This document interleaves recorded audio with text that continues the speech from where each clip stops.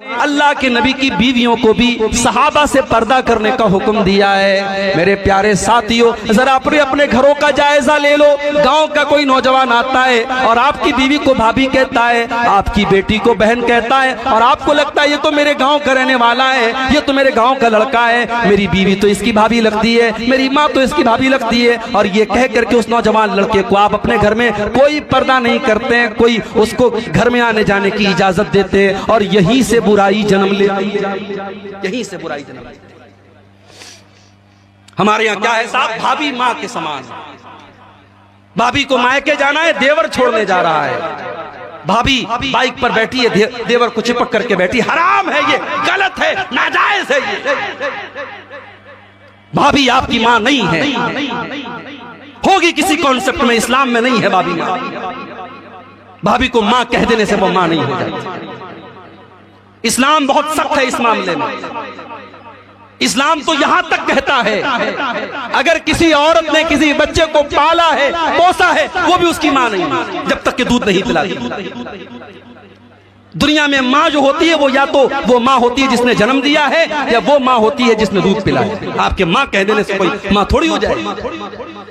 हमारे यहाँ देवर भाभी के बीच में बड़ा हंसी मजाक चलता है। भाभी को कोई फर्क नहीं पड़ता उसका दुपट्टा सर पे है कि नहीं है, सीने पर है कि नहीं है, कैसा कपड़ा पहनी है, देवर के साथ हंसी मजाक कर रही है। यहीं से बुराई जन्म लेती है मेरे भाई। अपने घर के बाहर पर्दा करना आसान है, घर के अंदर का पर्दा बड़ा मुश्किल है। इस्लाम ये कहता है देवर के लिए भाभी, भाभी के लिए देवर मौत है, जीजा के लिए साली, साली के लिए जीजा मौत है। वो रिश्तेदार जिन रिश्तेदारों से शरीयत आपकी बेटी को कहती है पर्दा करना चाहिए, जब आपकी बेटियां जवान हो जाएं, जब आपकी लड़कियां जवान हो जाएं, अपनी बेटियों को सिखाओ, बेटी जिस तरीके से तुझे गांव के और लोगों से पर्दा करना है, तेरी खाला के लड़के से भी तुझको पर्दा करना है, तेरे मामू के लड़के से भी तुझको पर्दा करना है, तेरे चाचा के लड़के से भी तुझको पर्दा करना है। ये कजिन ब्रदर जिनको कहा जाता है, ये चाचा के लड़के, ये ताया के लड़के, ये मामा के लड़के, ये सब आपकी जवान बेटी के लिए गैर महरम है। उनसे निकाह हो सकता है, उनसे शादी हो सकती है, इसलिए उनसे पर्दा करना चाहिए। अब्दुल्लाह वला तुशरिकू बिही शैया, अल्लाह की इबादत करो, अल्लाह के साथ किसी को शरीक न करो। वबिल वालिदैन इहसाना, और अपने माँ बाप के साथ अच्छा सलूक करो। वबिज़िल कुर्बा, अपने रिश्तेदारों के साथ अच्छा सलूक करो। वल यतामा, और यतीमों के साथ अच्छा सलूक करो। वल मसाकीन, और गरीबों के साथ अच्छा सलूक करो। वल जारि ज़िल कुर्बा, उस पड़ोसी के साथ अच्छा सलूक करो जो तुम्हारा करीब का पड़ोसी है। वल जारिल जुनुबी, और उस पड़ोसी के साथ भी अच्छा सलूक करो जो दूर का पड़ोसी है। वस्साहिबि बिल जंबी, और जब सफर कर रहे हो तो अपने सफर के साथी के साथ, अपने हम सफर के साथ भी तुम अच्छा सलूक करो। वब्नि सबील, और मुसाफिरों के साथ भी तुम अच्छा सलूक करो। वमा मलकत ऐमानुकुम, और अपने गुलामों के साथ, अपनी लौंडियों के साथ, अपने नौकर चाकरों के साथ तुम अच्छा सलूक करो। इन्नल्लाह ला युहिब्बु मन कान मुख्तालन फकूरा, अल्लाह ताला किसी घमंडी को, किसी गुरूर करने वाले को, किसी अहंकार करने वाले को पसंद नहीं करता। 10 बातें अल्लाह ने बयान, 10 बातों में 9 बातों का ताल्लुक हुकूकुल इबाद से, और पहली बात का ताल्लुक अल्लाह के हक से। इससे आप अंदाजा लगाइए कि इस्लाम में हुकूकुल इबाद की कितनी अहमियत है। हुकूकुल इबाद का मामला इतना खतरनाक है मेरे भाइयों,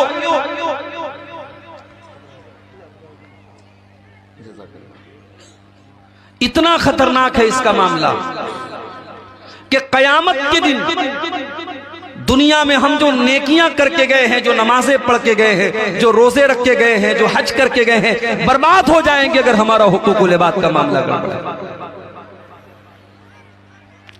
मेरे प्यारे साथियों,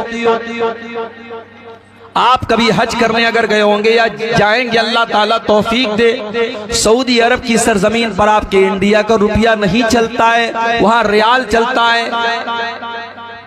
बांग्लादेश से हमारे भाई आए हैं, वहां पे इंडिया का रुपया नहीं चलता, वहां टका चलता है।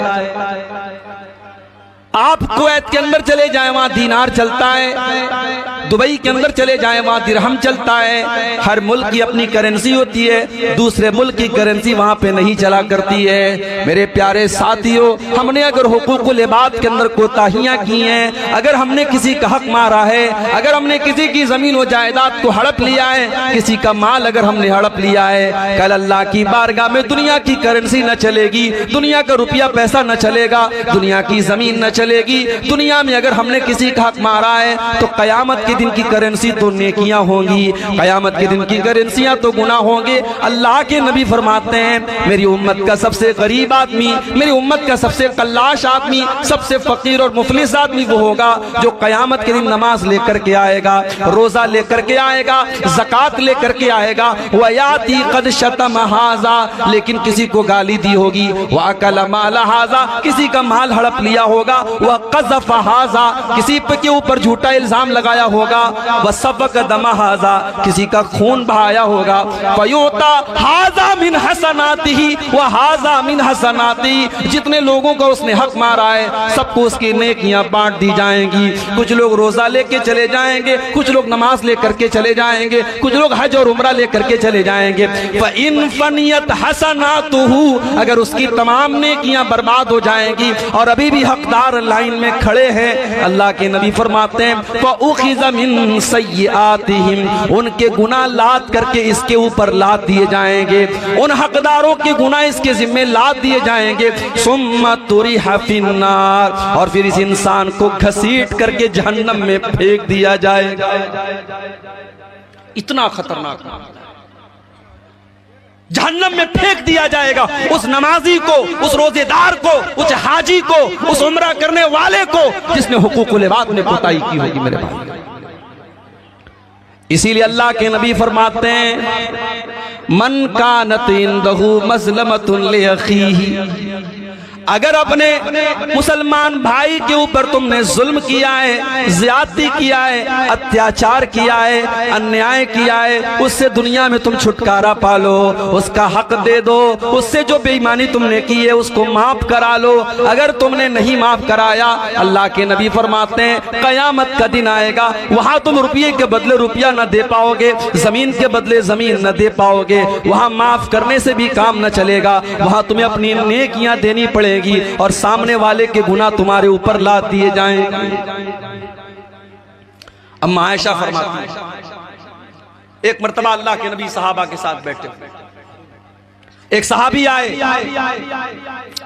अय अल्लाह के नबी, मेरे बहुत सारे गुलाम हैं और वो मेरे साथ बड़ी बदतमीजी करते हैं, बड़ी नाफरमानी करते हैं, मैं जो बात कहता हूँ वो नहीं मानते। अय अल्लाह के नबी, मैं उनको सजाएं देता हूँ। अय अल्लाह के नबी, मैं अपने गुलामों को मारता हूँ, पीटता हूँ, सजा देता हूँ। अय अल्लाह के नबी, मैं डरता हूँ कहीं मेरी सजा के ऊपर अल्लाह ताला मेरी पकड़ तो नहीं करेगा। अल्लाह के नबी फरमाते हैं मेरे साहबी, तुम्हारे गुलामों ने जितनी तुम्हारी नाफरमानी की है और तुमने जितनी सजा दी है, दोनों को अल्लाह ताला क्या नापा जाएगा, दोनों को तौला जाएगा।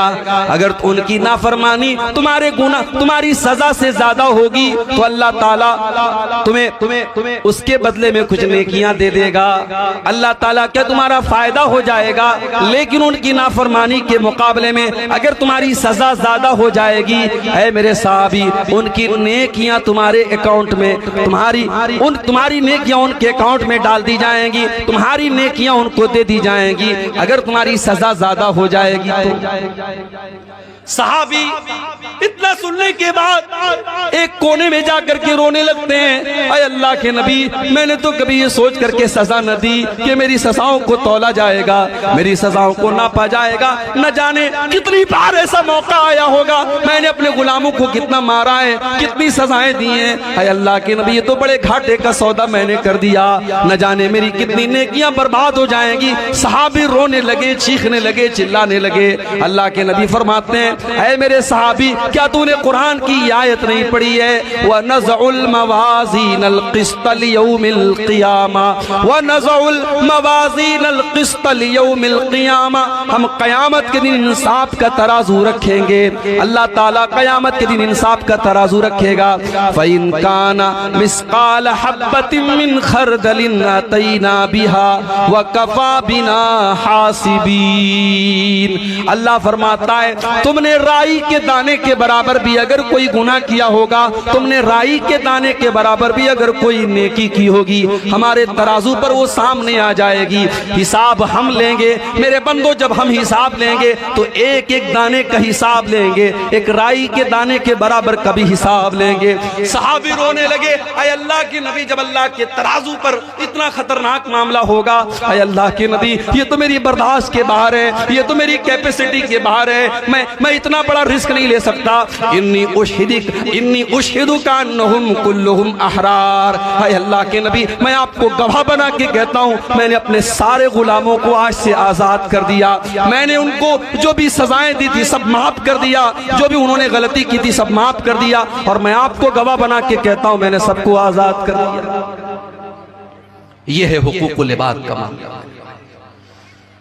हाँ, जब अफसोस होता है, कचहरियों में चले जाओ, अदालतों में चले जाओ, भाई भाई के खिलाफ केस लड़ रहा है, बाप बेटे के खिलाफ केस लड़ रहा है, रिश्तेदार रिश्तेदार के खिलाफ केस लड़ रहा है। सबसे ज्यादा आपस में लड़ाई झगड़े हमारी मुसलमान कौम के अंदर आज हो रहे हैं। ये शर्म की बात है। हमें तो सबसे ज्यादा हुकूकुल इबाद के मामले में मुहतात रहना चाहिए। मेरे प्यारे भाइयों, अल्लाह के नबी गारंटी देते हैं उस इंसान को।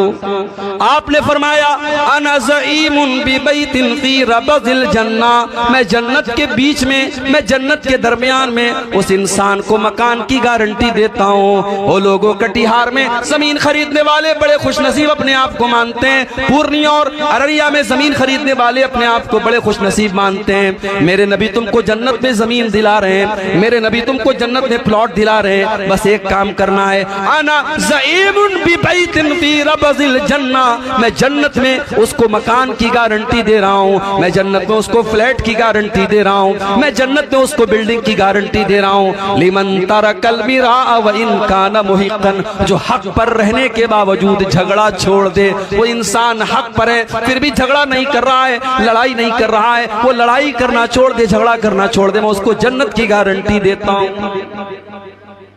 आज तो जरा जरा सी बात है, भाई भाई से ताल्लुक तोड़ लेता है, बाप बेटे से बात नहीं करता है, बहन भाई से बात नहीं करती, यहां तक दुश्मनियां हो जाती है, इंसान मरने लगता है, अपनी औलाद को वसीयत करके जाता, खबरदार मेरे भाई से तुम ताल्लुक मत रखना, मेरे बाप से तुम ताल्लुक मत रखना, मेरी बहन से तुम ताल्लुक मत रखना। जिंदगी भर दुश्मनी करने के बाद अपनी औलाद को वसीयत करके जाता है कि तुम उसके साथ ताल्लुक मत रखना। मेरे प्यारे साथियों, क्या आपने अल्लाह के नबी की वो हदीस नहीं सुनी? आपने फरमाया ला यहिल्लु लिमुस्लिमिन अन यहजुरा अखाहु फौqa सलास, किसी मुसलमान के लिए जायज नहीं है अपने मुसलमान भाई से 3 दिन से ज्यादा ताल्लुक तोड़ ले, 3 दिन से ज्यादा नाराज रहे, 3 दिन से ज्यादा बोलचाल बंद कर दे, किसी मुसलमान के लिए जायज नहीं है। इसीलिए हमारी शरीयत कहती है जब भी अपने मुसलमान भाई से मिला करो तो सलाम किया करो। मेरे भाइयों, ये सलाम कोई मामूली चीज तो नहीं है। दुश्मन भी आपको मिलेगा, आप कहेंगे अस्सलामु अलैकुम, आपने सलामती की दुआ कर दी। अगर आपने कह दिया व रहमतुल्लाहि व बरकातहू, आपने रहमत की दुआएं कर दी, आपने बरकत की दुआ कर दी। आपका दुश्मन है, आपसे ताल्लुक नहीं है, आपसे दुश्मनी है, लेकिन आपने जब सलाम कर दिया सारे दिल का गुबार निकल गया। आपने सामने वाले के लिए सलामती की दुआ कर दी, रहमत की दुआ कर दी, बरकत की दुआ कर दी। इसीलिए अल्लाह के नबी फरमाते हैं सलाम को बढ़ाया करो, सलाम को फैलाया करो। जब तुम सलाम को फैलाओगे तो आपस में मोहब्बत पैदा हो जाएगी और दिल से नफरत मिट जाएगी, दूरी मिट जाएगी। इसीलिए जब किसी से ताल्लुक तोड़ते हैं तो सबसे पहले सलाम कलाम लोग बंद कर देते, कहते नहीं यार उससे सलाम नहीं करेंगे, मुझसे ताल्लुक नहीं रखेंगे। शरीयत ने इसीलिए पहले सलाम करने का हुक्म दिया। जब भी आपका मुसलमान भाई मिले आप सलाम करें। और एक बात और नोट कर लो, सलाम का कोई अल्टरनेट नहीं है। मेरी छोटी छोटी बच्चियां सुबह स्कूल जाती है ना, तो कभी कभी वो देखा देखी कहती है पापा टाटा बाय बाय, तो मैं कहता हूं नहीं अल्लाह हाफिज कहो, सलाम करो। बच्चों को ये सिखाओ मेरे भाई, good morning good evening good night के बजाय बच्चों को सलाम सिखाओ। बच्चों को दुआएं सिखाओ। बच्चा बाहर जा रहा कुफी अमानिल्लाह, उसको ये सिखाओ। सलाम का अपना एक फायदा है मेरे भाइयों, सलाम का कोई अल्टरनेटिव नहीं। सहाबे किराम के दरमियान भी इख्तिलाफात हुए, लेकिन सहाबे किराम ने दिल साफ रखा, और जब ये समझ में आ गया हाँ मेरी गलती थी, साहबा ने फौरन अपनी गलती को एक्सेप्ट कर लिया। हजरत आयशा रजी अल्लाह ताला अन्हा के एक भांजे थे, उनकी बहन के बेटे थे जिनका नाम अब्दुल्ला बिन जुबैर था। अब्दुल्ला बिन जुबैर की खाला थी हजरत आयशा। एक मैटर पे खाला और भांजे में इख्तिलाफ हो गया। अब्दुल्ला बिन जुबैर ने कहा कि मैं अपनी खाला को फला काम करने से रोकूंगा।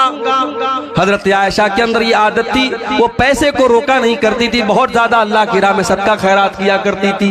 हजरत आयशा ने किसी को कोई जमीन दान की थी, कोई चंदा दिया था, कोई दान किया था। हजरत अब्दुल्ला बिन जुबैर ने कहा कि मैं जरूर अपनी खाला को रोकूंगा, मैं उनको ये दान करने नहीं दूंगा, मैं उनको ये चीज देने नहीं दूंगा। खाला को पता चला कि मेरे भांजे ने मेरे बारे में ऐसा बोला है कि अल्लाह की कसम मैं खाला को रोकूंगा। हजरत आयशा को गुस्सा आया। बुखारी के अल्फाज हैं, अम्मा आयशा ने बड़े गुस्से में फरमाया कि आज के बाद मैं अब्दुल्ला बिन जुबैर से बात नहीं करूंगी, अपने भांजे से बात नहीं करूंगी। ओ लोगों, इंसान तो दोनों हैं, अम्मा आयशा भी इंसान है, भांजा भी इंसान है, दोनों सहाबी है, और दोनों को गुस्सा आ गया।